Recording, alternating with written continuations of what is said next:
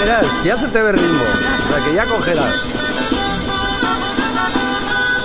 Son repetitivos, lo que pasa es que hay que seguir con la música. No, estos son los más fáciles.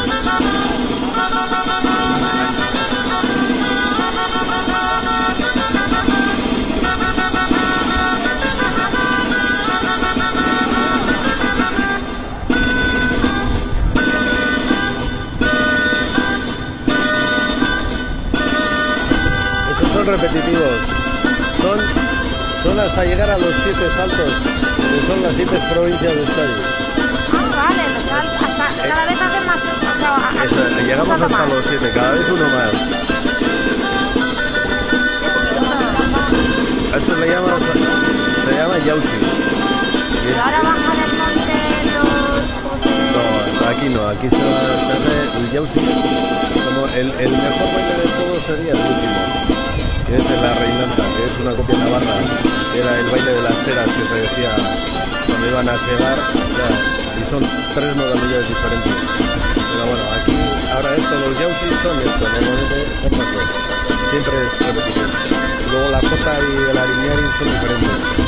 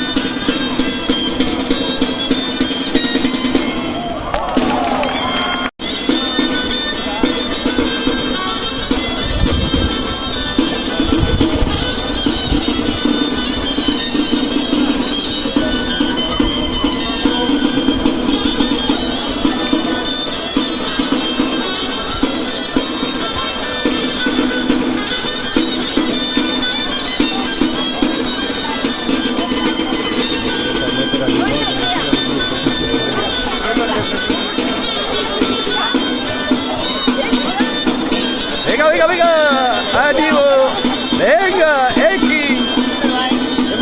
Así ser, escapan.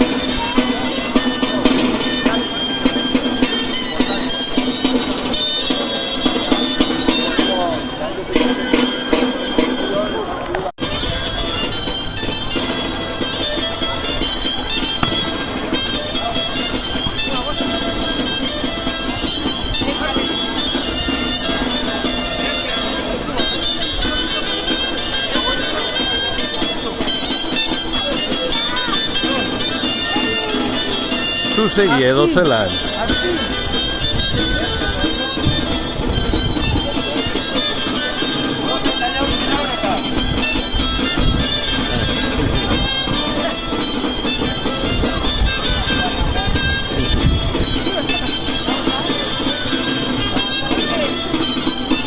Hemen agertzen da.